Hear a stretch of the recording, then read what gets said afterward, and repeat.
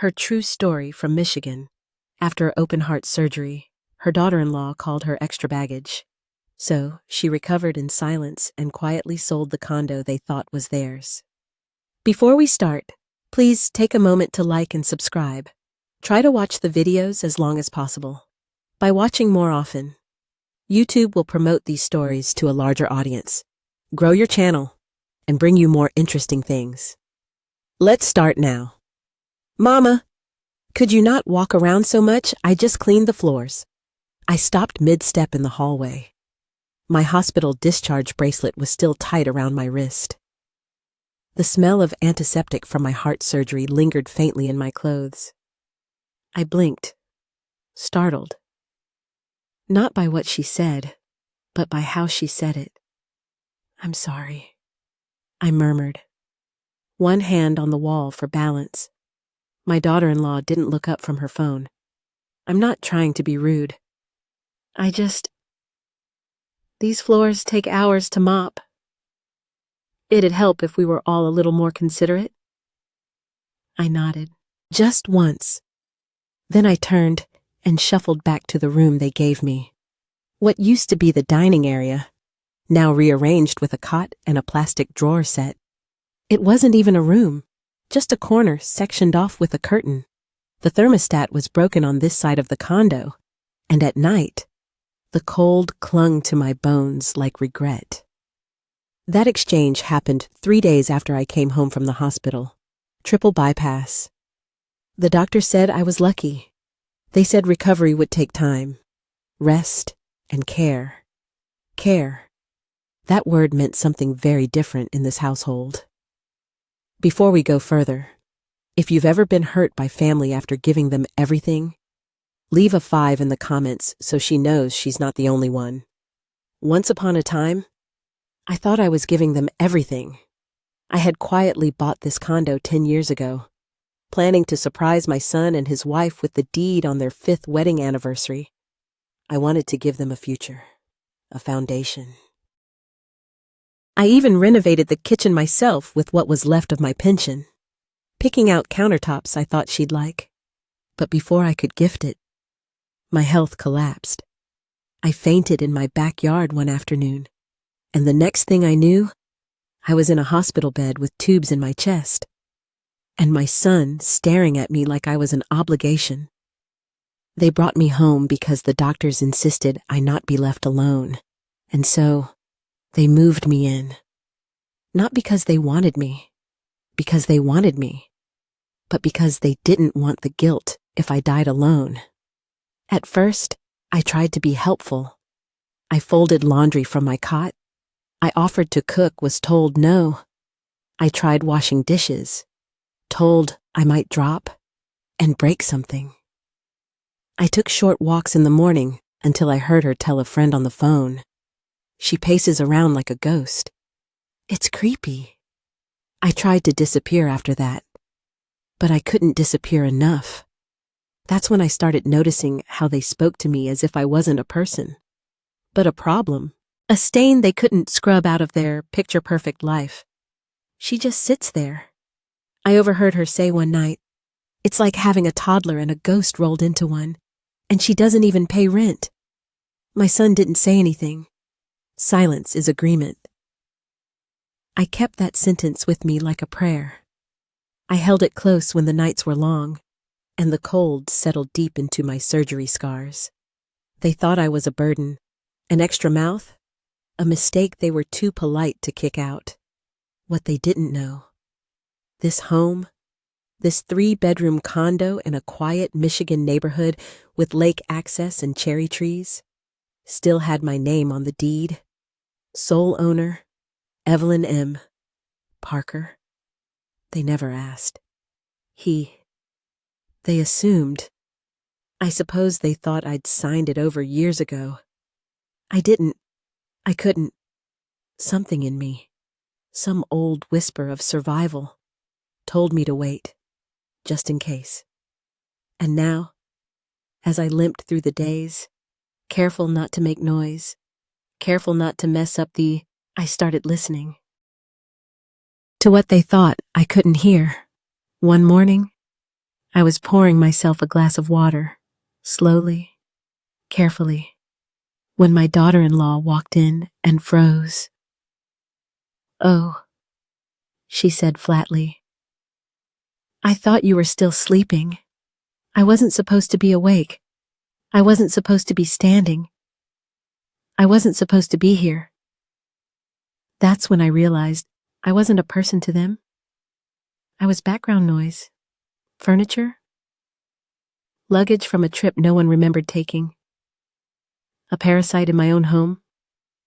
But I smiled anyway. "I'll be out of your way in a second," I said, moving slower than ever. And that's when she muttered it under her breath. "Just loud enough. Extra baggage?" I held the glass tighter. She left the room. I stood there for a long time, staring out the kitchen window. The trees outside were bare. Winter was coming. And so was something else. They thought I had no power left. They thought I had no money, no spine, no voice. But they forgot something vital. I had the deed, and I was no one's baggage. I came back from a doctor's follow-up one Tuesday morning to find my bedding rolled up, my oxygen monitor unplugged, and my belongings stacked in a neat little pile next to the coat closet. At first, I thought they were cleaning. Then I saw the air mattress, inflated, laid out flat, right next to the washer and dryer. "Hey, Mama," my daughter-in-law said, walking in with a tray of tea. "Quick update. We're just reorganizing the rooms a little. My mom's flying in from Arizona for a few weeks. You know how she hates the cold and her knees can't handle stairs. So we figured it'd be easier for her to take your room." My room. She meant the room I'd been staying in since my heart surgery. The one with a door and a window and a heater that actually worked.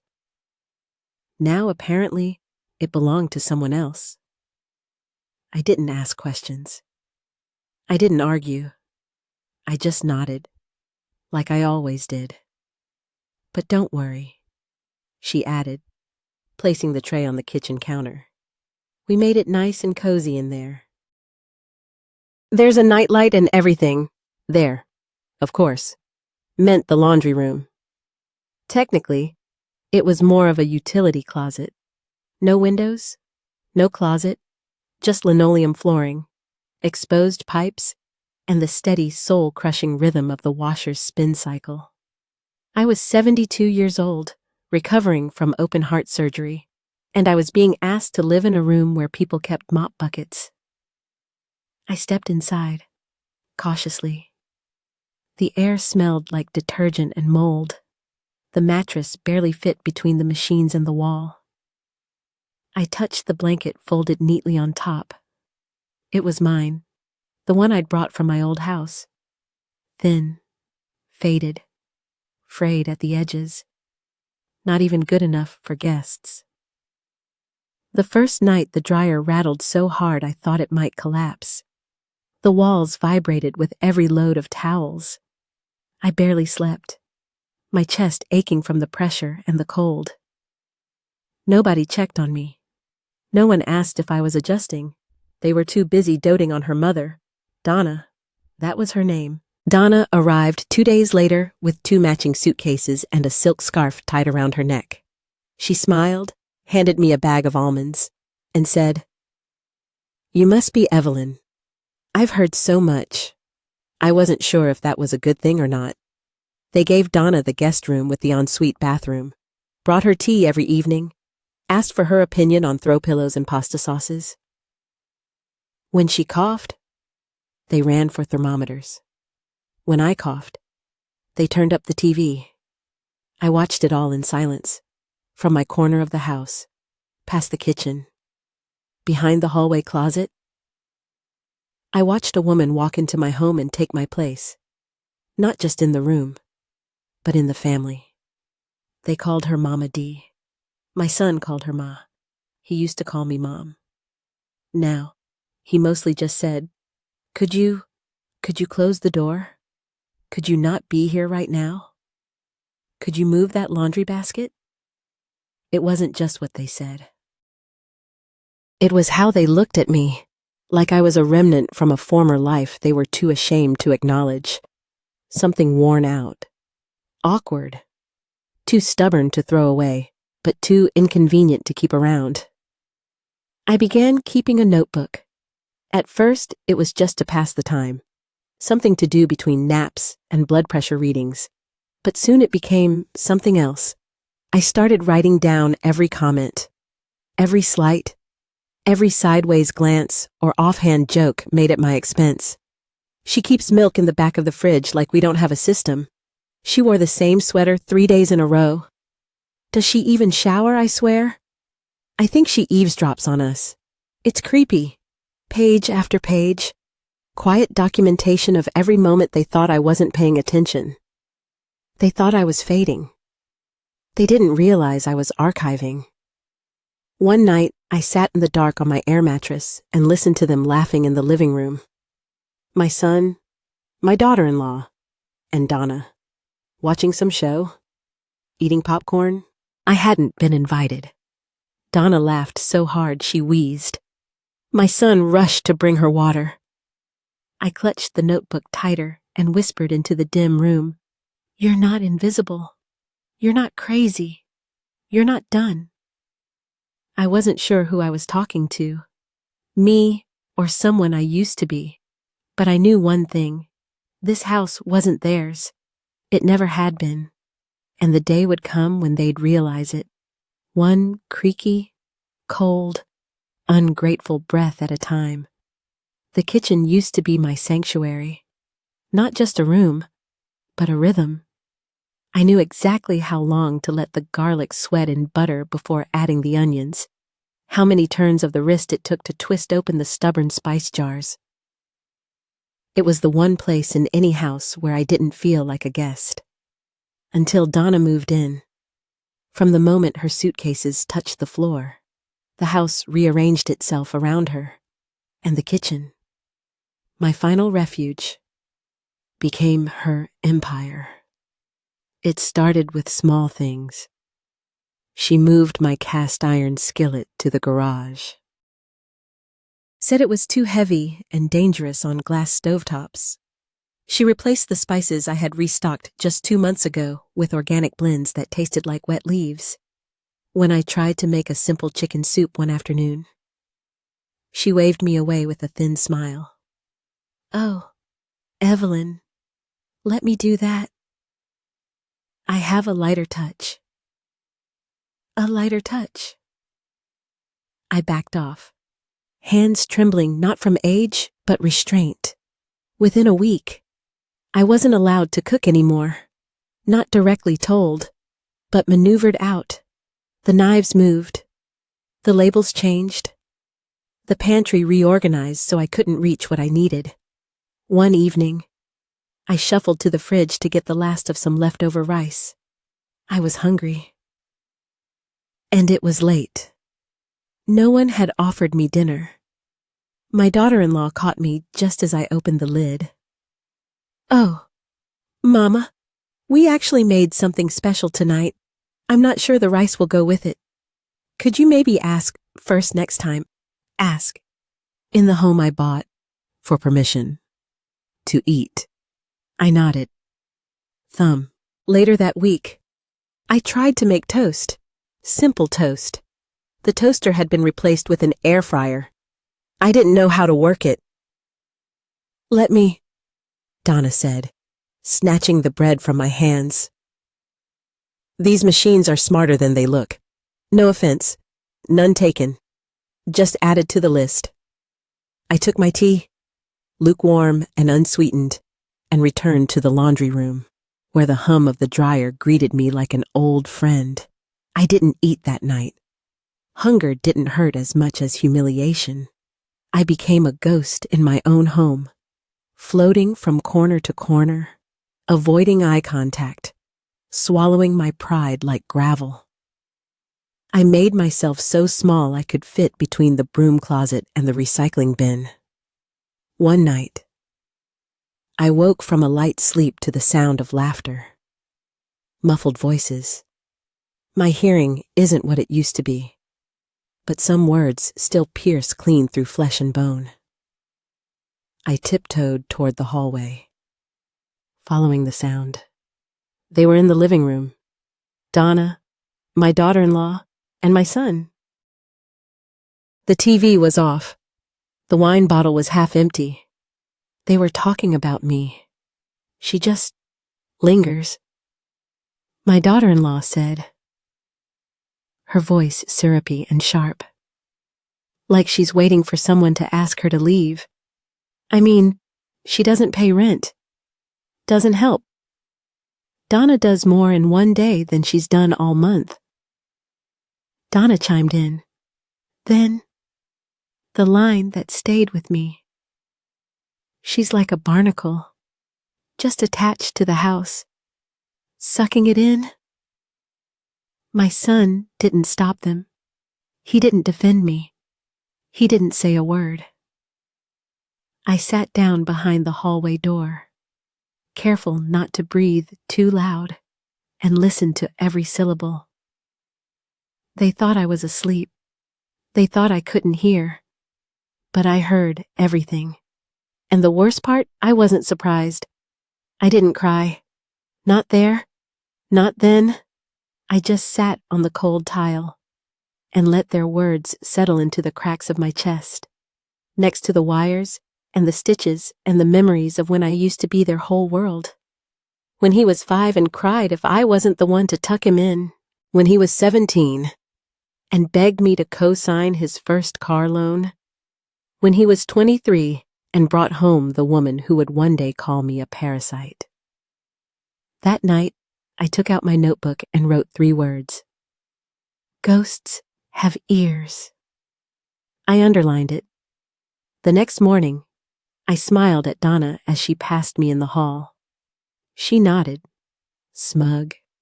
She thought she was winning. But that's the thing about ghosts. We never leave. We just wait. And we remember. I didn't cry when they moved me into the laundry room. I didn't cry when I was told not to cook, or when I had to ask permission to eat leftovers. But that night, lying on an air mattress beside the dryer, chest still raw from surgery, heart pounding, not from pain, but from something colder. I came close. It had been 3 weeks since my operation. Triple bypass. My chest bore the long, angry scar of it. Every breath reminded me I was still alive, which, in this house, felt more and more like a problem. I did everything I was told. Took my medications on time. Didn't complain. Kept quiet. But still, the air shifted whenever I walked into a room. They'd fall silent, avert their eyes, or, worse, pretend I wasn't there at all. One evening, I overheard Donna call the clinic to book an appointment for my daughter-in-law. She has a bit of a sore throat. Donna said, "We'd like the private room if possible. And that new specialist, what's her name? Yes, Dr. Monroe? The same Dr. Monroe who used to be my cardiologist." Nobody had offered to call her for me after my surgery. When I'd asked for help changing my dressing one day, my daughter-in-law glanced at the clock and said, "Oh, shoot, I have a Zoom meeting. Can it wait?" Donna was out getting her nails done. My son was golfing, so I did it myself. Bent awkwardly over the bathroom sink, tape in one hand, gauze in the other, sweat dripping down my neck, heart racing from the strain. I nearly passed out. But I didn't tell anyone. They wouldn't have noticed anyway. The house had grown colder since the operation, not just in temperature, but in temperature of tone. My presence was like a slow leak, not dangerous enough to fix, just annoying enough to avoid. Until the night I truly heard what they thought of me. It was nearly midnight. I'd gotten up to sip water. The hallway light was off, but voices echoed from the living room. Low, careless. She's not going to last much longer. My daughter-in-law whispered. I froze. Babe, my son replied, half asleep. Don't say that. I'm just being honest, she said, her voice sharper now. She's declining, and when she's gone, the condo is ours. There was a pause. Not silence, just agreement dressed in hesitation. I mean, legally, right? She pressed. She never signed it over. But she doesn't have a will, so we inherit. Automatically. He didn't respond right away, just sighed. Yeah, I guess. I pressed my back to the wall. They weren't waiting for me to recover. They were waiting for me to die. The water glass trembled in my hand, but I didn't drop it. I made no sound, just turned around, step by aching step, and returned to the room that wasn't a room, where I stared up at the ceiling and felt something inside me turn solid. They thought I was weak. They thought I was done. They thought I had no plan, no power, no idea. They were wrong. The next morning, while they were out shopping for throw pillows, I hobbled to the far end of the condo, back to the hallway closet where they'd stored my things. Tucked beneath a box of Christmas lights and an old waffle iron was a metal filing box I hadn't opened in years. I dusted it off. Inside, insurance papers. Letters from my late husband. And there, in a plastic sleeve, folded but intact, the deed, clear as day. Owner of record, Evelyn M. Parker. No co-signers. No transfers. No liens. They had never asked, never cared to check. They assumed, as people often do when dealing with the elderly, that I was forgetful, that I had no memory, that my generosity was blind, and my boundaries long eroded. But I remembered everything. I remembered the lawyer I'd used, the fees I paid. The day I walked out of the county office with my name etched in black ink. I stared at the paper for a long while. Then I folded it back and placed it carefully in a new envelope. One that I labeled, in crisp handwriting, to be opened in the event of disrespect. Later that week, I watched them toast to new beginnings with Donna in the living room. I sat quietly in the corner, sipping my weak tea. I didn't smile. I didn't speak. I just stared through them and thought, you want this house? You'll have to earn it. And you've already failed the test. The paper was smooth beneath my fingers, too pristine for what it held. That morning, I sat at the edge of my mattress in the laundry room, the metal filing box open in front of me. The deed unfolded with quiet reverence. It felt like holding my younger self in my hands. I hadn't seen this document in over a decade. I hadn't needed to, because I remembered. I remembered the cold steel chair in the clerk's office. I remembered the notary who shook my hand and said, "It's all yours now, ma'am." I remembered how proud I felt walking out into the autumn air, knowing I had secured something lasting for my son, a home, a future. But I had never signed it over, not officially. The paper said so in plain type. Owner Evelyn M. Parker, sole proprietor, no co-owner, no joint tenancy, no transfer of title. They didn't know, or maybe they assumed the paper had changed with the years. That generosity would somehow sign its name in ink. They thought I'd forgotten. They thought I was just an old woman living on borrowed time. They didn't realize I had never borrowed a thing in my life. Everything I had, I earned.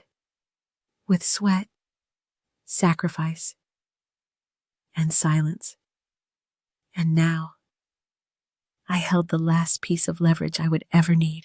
I tucked the deed into a folder and placed it beneath my pillow, then waited until the house emptied for the day. My son at work, my daughter-in-law at brunch, Donna at her weekly hair appointment. I used that rare silence to do something I should have done years ago. I picked up the phone and dialed a number I hadn't called since my husband passed. Franklin Law Group. A young voice answered. "Is Walter still there?" I asked. There was a pause. Walter Franklin.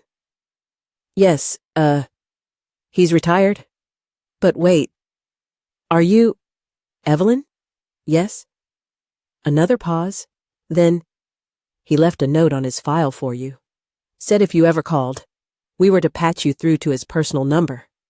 A click, then a long ring, and finally the voice I remembered. Slower now, raspier, but unmistakable. "Well, I'll be," he said. "Evelyn Parker. I was just wondering when you'd finally get tired of being quiet." I smiled. "But not with my mouth. I'm ready to make some changes," I said. Over the next hour, we spoke in detail. He remembered everything: my late husband's will, the purchase of the condo, even the clause I insisted on back then. Sole ownership with retained right of survivorship, unless otherwise assigned. He chuckled. "Smartest thing you ever did was keep it in your name." "I need to revise my will," I said. "Got a pen?" He replied. That night, while the family gathered to watch a movie I wasn't invited to, I sat in the laundry room drafting a new will. Walter emailed the paperwork. I printed it at the FedEx down the street the next morning, taking a slow walk through the frost-bitten sidewalks of Michigan like I was 20 years younger. The new will was simple. In the event of my death, the condo was to be donated to a local women's shelter for single mothers rebuilding their lives. All remaining assets, including my pension, jewelry, and savings, were to go to 2 charities I had supported for years. My son and his wife were to receive nothing, not out of spite, but out of clarity. They had made their feelings toward me abundantly clear. They had treated me as a burden. And so I lifted that burden from their lives by removing myself and the benefits that came with me. Walter said he'd send a notary to the house for signatures. I told him not to worry. I had 2 old friends at the senior center who owed me a favor. Witnesses were no problem.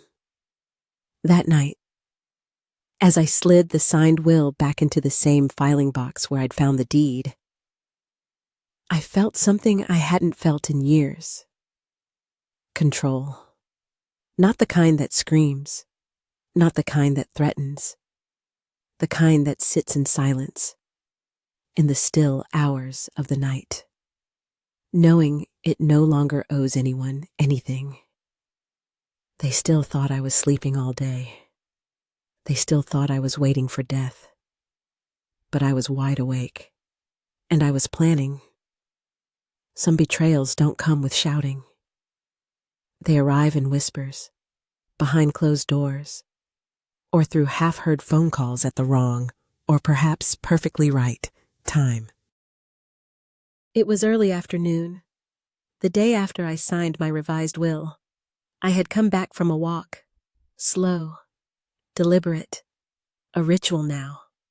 My legs were stronger, my heart more stable, but I kept my fragility visible. It gave them comfort to think I was fading. As I reached the hallway, I heard my son's voice. He was in the kitchen, pacing. He always paced when he lied. "Yeah, I checked. He said, "No, it's still in her name. But look, the bank said we could move forward if we had a signature. Doesn't have to be notarized." A pause. "Then she's old. Man, she won't know. Hell, I could sign for her. Her handwriting's like chicken scratch anyway." I stopped breathing. Every word after that felt like glass. "I know it's fraud. Technically," he said with a laugh. "But it's not like she's gonna sue us. She can't even open a PDF." Silence on the other end. Then my son again. "We need the loan." "Okay, this kitchen remodel isn't gonna pay for itself. A kitchen remodel." He was willing to forge my signature for granite countertops. I stepped backward, quietly, back into the laundry room, closed the door without a sound. My hands didn't shake. My chest didn't ache. This time I wasn't broken. I was clear. I picked up my old flip phone and called Walter. "They're trying to take a loan out on the condo," I said. There was no shock in his voice, only readiness. "Do you want to sell?" "Yes," I said. "Immediately." He paused. "You sure I gave them my health, my money, my silence?" "I am done giving." By nightfall, the listing paperwork was in my email. Walter already had a buyer lined up, an old client, a widow looking to move closer to her daughter. Cash offer, no inspection required. I printed it at the library, signed it at a cafe 3 blocks away. Walter handled the rest. We set the closing date for 10 days later. 10 days? 10 days to remain invisible. 10 days to keep breathing like a ghost. Each morning I smiled when they ignored me. Each evening I listened to Donna and my daughter-in-law talk about the dream backsplash and double ovens. They had no idea I had already sold the floor under their feet. In the meantime, I revised the will one final time, added a clause to have the proceeds from the condo divided between the women's shelter and the hospice that cared for my sister before she passed. I kept every paper in that metal filing box under my mattress, taped a note to the inside lid. If found, assumed the owner knew exactly what she was doing. The morning of the closing, I rose earlier than usual. I dressed in my best, a navy coat I hadn't worn in years. My mother's brooch pinned just above my heart. I made coffee. I didn't drink it. I just waited. At 9:45 a.m., a knock at the door. My son answered. "Yeah." "Evelyn Parker," the woman asked, holding a clipboard. "That's my—" He hesitated. "That's my mother." She smiled at me over his shoulder. "Ready to go, Mrs. Parker?" I nodded. Took one last look around the condo. The kitchen I had designed. The hallway I had walked with trembling legs. The walls that heard my silence. I walked out without a word. The sale took less than 30 minutes. I signed. She wired the money. Walter hugged me, careful of my ribs. "Want me to tell them?" he asked. "No," I said. "Let the house do it." Back home, I didn't go inside. I didn't need to. I left the key with the notary and a single envelope taped to the front door. They would find it eventually. Inside, a copy of the deed transfer, the final will, and a handwritten note. This home belonged to me, not just on paper, but in memory, in sacrifice, in silence. You were never the heirs. You were just the tenants. And the lease has expired. That night, I checked into a private care facility Walter recommended.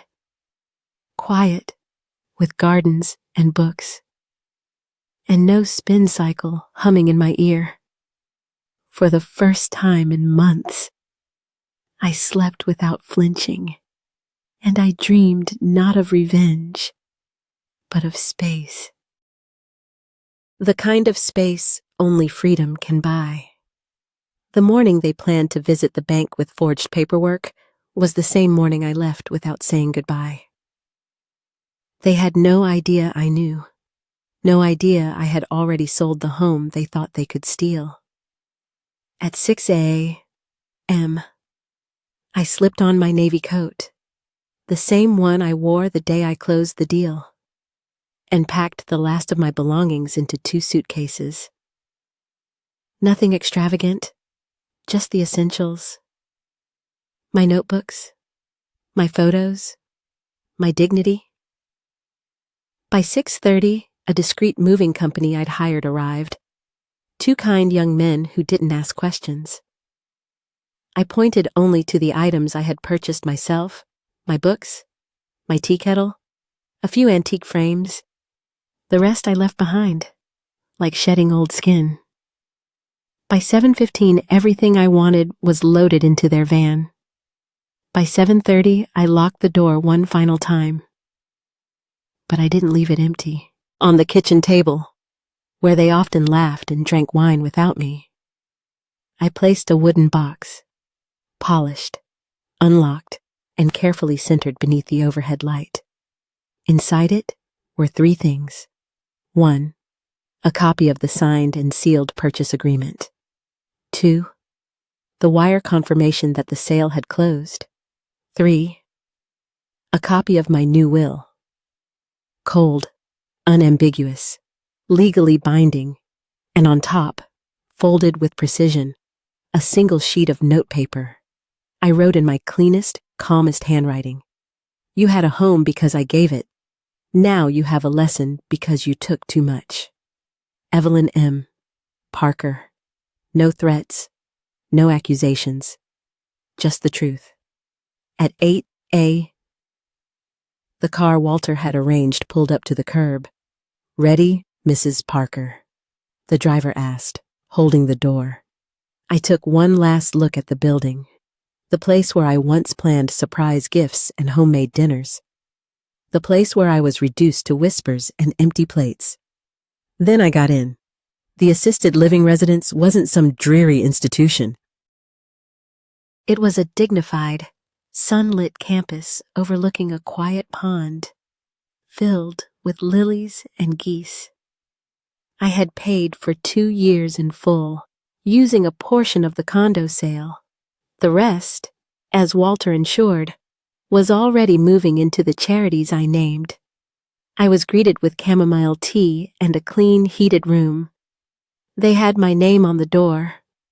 Not Mama. Not extra baggage. Evelyn M. Parker. By noon, I was unpacked. By evening, I was reading again, something I hadn't done in months. Back at the condo, they were likely walking in, expecting keys, expecting control. Instead, they'd find a table with nothing left around it. No inheritance, no mercy, no warning, only the echo of their own words. And the woman they thought couldn't hear. That night, I slept with the window open. The breeze smelled like lavender enclosure. They must have arrived in the afternoon, shopping bags in hand, maybe still laughing about tile samples and mortgage rates, maybe still convinced they had the world wrapped around their entitled little fingers. Then they saw the open door. Then they saw the empty closets. Then they saw the box. Not hidden, not locked, just waiting. Patient, polished, and final. Inside, The original deed, showing my sole ownership. The finalized sale contract, sealed and signed. The will that excluded them completely. And at the top, on cream paper with gold-trimmed edges, the note I knew they would never forget. This was once meant to be a wedding gift. But gifts are for the grateful, not for those waiting for someone to die. Evelyn M. Parker. I imagined the silence was deafening. I imagined Donna reading it twice. Then again, unable to believe. I imagined my son staring at the papers. Realization dawning too late. That his mother had been watching, remembering, calculating. They tried calling me 5 times, then 6. Then from Donna's phone, then blocked, then private. I didn't answer. I wouldn't give them that.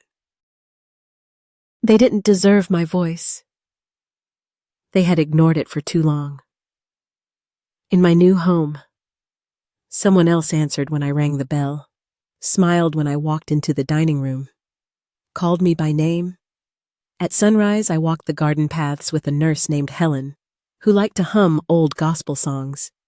At night, a volunteer read aloud to me from dog-eared novels, pausing whenever I laughed or teared up. I was no longer in the background. I was seen. I was known. And for the first time in a decade, I slept through the night dreamless, peaceful, whole. No ghosts, no whispers, no spinning dryer to drown my dignity. Just me, still standing, still here, still Evelyn. It was a quiet Tuesday in April when Margaret knocked it gently on my door. She never barged in, always gentle, always respectful. The kind of woman who folded her pain into corners and stitched her wisdom into small talk. "Evelyn," she said, peeking her head in. "You remember Joan, don't you? From water aerobics?" I nodded. Joan had a limp and a laugh like wind chimes in a storm. She used to teach bookkeeping and always wore brooches shaped like birds. "Well," Margaret said, stepping inside. "She's also Donna's cousin." I put down my tea. She sat beside me, lowered her voice, not out of fear, but the solemnity reserved for truths that have waited their turn. "They're divorced," she said. "Donna and your son." I didn't flinch. 3 months after you left. Apparently, things fell apart fast. I said nothing. Margaret took my silence as an invitation to continue. She always did. Joan said the day your son came home and saw that box on the table. He didn't yell, didn't throw things. He just sat down on the floor like a boy who lost his shoes in a flood. Donna cried. Real, ugly cried. Not because she was sorry, but because the house was gone. The dream kitchen, the inheritance, the easy life. I stirred my tea, quietly. Margaret leaned closer. He tried to save it, tried to get her to stay. But you know what she said? I looked up, mildly curious. She said, "You let her rot. What else do you let happen under your nose?" That made me blink. Once, turns out, Margaret added. Donna didn't like poor men. She liked inherited wealth. When that disappeared, so did the patience. I pressed my fingers together, let the warmth of the cup anchor me. She moved back to Arizona, Margaret said. Left him with debt and the kind of reputation a man can't polish. Joan said he's living in a studio apartment now. No car, no Donna, and no mama to fix it. I let out a breath I hadn't known I'd been holding. It didn't feel like relief. It felt like truth finally sitting down beside me. "He deserves better," I said quietly. Margaret raised an eyebrow. "After what he let happen?" I shook my head. "Not from me, but from himself. Maybe now. Maybe now he'll grow into the kind of man he once promised he'd be." Margaret looked at me long, then patted my knee. "You're better than I am." I would have danced the day he lost her. I smiled softly. Not kindly, just honestly. Losing someone you never truly had isn't a tragedy. I said, "It's a revelation." In the months that followed, I heard little else about him. Only that he'd taken up carpentry, building shelves for people who could afford more than he ever would again. The irony didn't escape me. Sometimes I wondered if he remembered the day he asked me to move in, the promises he made. "You'll have your own space. Mom, we'll take care of you. This is your home too." Sometimes I wondered if those promises were ever real, or just words people say to old women when they need her signature. But I didn't dwell. Instead, I kept walking the gardens each morning, kept showing up to book club, where we debated Tolstoy like the world hadn't betrayed us, kept receiving postcards from the charities I donated to, the ones who named a reading room after me. No plaque could replace a son, but it didn't need to. Because peace doesn't always come in the shape of reconciliation. Sometimes it comes as a closed door, with no one knocking from the other side, and sometimes that's enough. Have you ever felt invisible? Not because you were quiet, but because they chose not to see you. Have you ever stood in a room full of your own family and felt like a stranger, like furniture they no longer noticed, or worse, an object they wanted out of the way? Have you ever been called a burden, not in words they'd say to your face, but in the glances, in the closed doors, in the way your name was suddenly her, or she, or just a sigh? Have you ever been made to feel like your time had passed, that your life had peaked decades ago, and now you were just something to manage, to tolerate, to hide away in the corner of a house you paid for? Let me tell you something, sweetheart. If you felt that way, you are not alone. Because the world has a cruel habit of forgetting the hands that built it. They forget the women who raised sons through silence, who held families together with casseroles and apologies, who swallowed their own dreams just to feed someone else's. And then one day, when your back aches and your voice softens, they look right through you. They call you extra. They call you difficult. They call you too much, or too there, or too old. But here's what they don't know. Silence is not weakness. Silence is strategy, because sometimes the strongest voice in the room is the one that waits. She waits, not because she's scared, but because she's watching. She's remembering. She's writing it all down in the notebook of her heart. Every cruel word, every slammed door, every lie wrapped in politeness. And when she finally speaks, she doesn't scream. She doesn't beg. She doesn't ask for permission. She simply acts. With precision, with truth, with a quiet that shakes the ground. That is the power of women who've lived. That is the power of memory sharpened by pain. Of kindness pushed too far. Of dignity that refuses to die quietly. Here at Grandma True Stories, we don't tell fairy tales. We don't tell you that everything gets tied up with a bow, or that every wound is forgiven with a hug. We tell the truth. We tell the stories of grandmothers who were dismissed, until the day they stood up and changed the ending. We tell the stories of silent revenge and overdue justice, of betrayal and memory, of sacrifices made and never acknowledged. Until now. These aren't just stories. They are warnings. They are reminders. They are revolutions in whispers. And to those who still think age makes us irrelevant, let me say this, plain and clear. Revenge has no expiration date. So if you've ever been made to feel invisible, if your hands still remember the shape of heartbreak, if your silence was mistaken for surrender, then you've come to the right place. Subscribe to Grandma True Stories, because here, we don't fade, we rise.